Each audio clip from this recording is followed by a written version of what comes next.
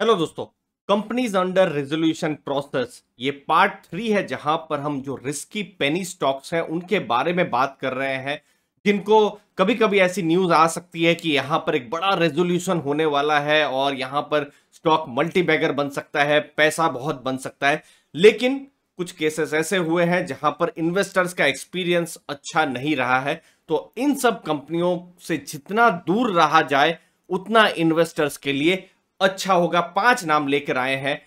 इन सब कंपनियों को कोई एक बड़ी कंपनी एक्वायर करने जाती है, कुछ नाम आता है जैसे टाटा ग्रुप या फिर जो अदानी ग्रुप है या फिर रिलायंस ग्रुप है, इनको एक्वायर कर लेगा और जब वो एक्वायर कर लेगा तो बहुत ही पैसा बनेगा।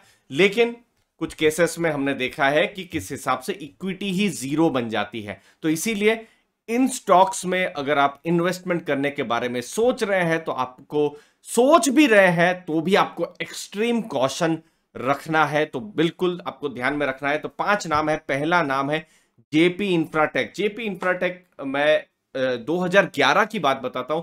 तब स्टॉक 50-60 रुपए के आसपास में जो है ट्रेड करता था। बहुत ही नॉर्थ इंडिया में बहुत ही नाम हुआ करता था जेपी इंफ्राटेक के बारे में। लेकिन अभी आप देखेंगे 3 रुपए 10 पैसे के पास शेयर प्राइस है। कंस्ट्रक्शन का काम है, हाईवेज बनाने का काम होता था।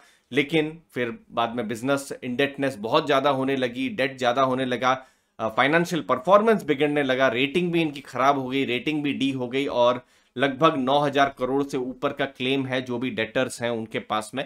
तो अभी ये जो प्रक्रिया है वो चल रही है, जो एनसीएलटी की प्रक्रिया है। तो सुरक्षा ग्रुप करके है, तो उनको अप्रूवल मिला है कमिटी ऑफ क्रेडिटर्स की तरफ से कि उनको एक्वायर किया जाए। तो चीजें चल रही है।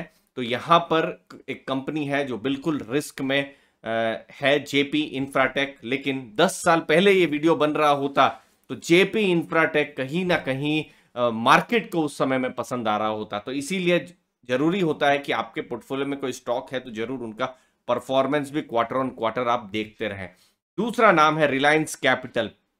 रिलायंस कैपिटल शेयर प्राइस अभी 18 रुपए से ऊपर का है। आरबीआई ने 2021 नवंबर में बोर्ड को सुपरसीड किया हुआ था। रेजोल्यूशन का प्रोसेस चल रहा है, शुरू ही हुआ है और 54 रेजोल्यूशन एप्लीकेंट है। तो यहां पर कोई भी न्यूज आ सकती है तो फिर इन्वेस्टर्स एक तरीके से हो सकते हैं कि एक्साइटेड हो सकते हैं कि नहीं, हमको यहां पर इन्वेस्ट कर देना चाहिए। लेकिन रिस्क को बिल्कुल आपको ध्यान में रखना है। तीसरा नाम है उत्तम गैलवा, एक और पेनी स्टॉक।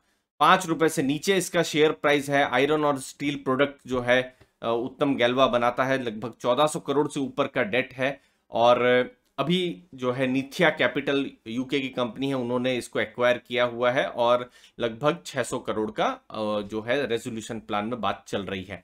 चौथा नाम है BKM इंडस्ट्रीज, एक और पेनी स्टॉक। 2.5 रुपए के पास शेयर प्राइस है और पैकेजिंग इंडस्ट्री में इसका काम है। आखिरी नाम है वाइस रॉय होटल्स। दोस्तों एक इंटरेस्टिंग चीज बताता हूं। हम लोग बड़े इन्वेस्टर्स को कभी कभी फॉलो करते हैं, जैसे मिस्टर राकेश झुंझुनवाला की, उन्होंने क्या स्टॉक लिया। तो जस्ट आपको एक इन्फॉर्म करूं, एक टाइम में mister Rakesh Jhunjhunwala viceroy hotels को 13% से ऊपर इसको होल्ड किया करते थे और फिर बाद में उन्होंने अपना जो पोर्टफोलियो है ट्रिम कर दिया और फिर शेयर प्राइस भी अभी आप जो देख रहे हैं 4 रुपए के नीचे हो गया है। खासकर 2017-18 में शेयर प्राइस बहुत ही गिरा हुआ है। होटल और रिजॉर्ट्स की कंपनी है। तो ये भी एक इंपॉर्टेंट चीज है। किसी भी जब हम बड़े इन्वेस्टर को फॉलो करते हैं तो ये सोचना सही नहीं है कि वो सही ही कर रहे होंगे, वो भी गलतियां कर सकते हैं। 10% से ऊपर उनका एक टाइम में स्टेक था, तो इसको भी आपको ध्यान में रखना है। आखिरी में एनसीएलटी एक बड़ा रिफॉर्म है, लेकिन ये जो बड़ा रिफॉर्म है जो कंपनी एक्वायर कर रही है उनके लिए एक बड़ा एडवांटेज है, क्योंकि उनको सस्ते में कोई दूसरी कंपनी मिल जा रही है। इक्विटी इन्वेस्टर के लिए शायद उतना अच्छा नहीं रहे, क्योंकि बहुत बार रेजोल्यूशन आते हैं तो ऐसा ही रेजोल्यूशन आ जाता है कि इक्विटी शेयर जो होंगे वो जीरो हो जाएंगे। तो इसीलिए संभल के रहना बहुत जरूरी है। हाँ, ऐसा भी हो सकता है, कुछ रेयर केस में ऐसा भी हो सकता है कि इक्विटी शेयर होल्डर्स को कुछ मिले, लेकिन इतना ध्यान में रखना इक्विटी शेयर होल्डर्स बिल्कुल लास्ट में आते हैं। सबसे पहले तो जो इन्वेस्टर्स जो है, जो एम्प्लॉयज हैं, फिर कंपनी के जो डेटर्स हैं, जो बैंक्स हैं, फाइनेंशियल इंस्टीट्यूशन, उनको प्रायोरिटी में रखा जाता है। तो इसीलिए इन सब चीज़ों को ध्यान में बिल्कुल इन्वेस्टर्स को रखना चाहिए। और ये तो सिर्फ पार्ट 3 ही है, मुझे लगता है बहुत सारे पार्ट आने वाले हैं, बहुत सारे कंपनीज के बारे में हम आपको बताने वाले हैं। आपका चैनल अर्ली फाइनेंस से आज़ादी को सब्सक्राइब करके रखिएगा, और ज़्यादा नाम्स लेके हम अगले कुछ दिनों में फिर से वापस आएंगे। धन्यवाद आपके टाइम के लिए। थैंक यू वेरी मच दोस्तों।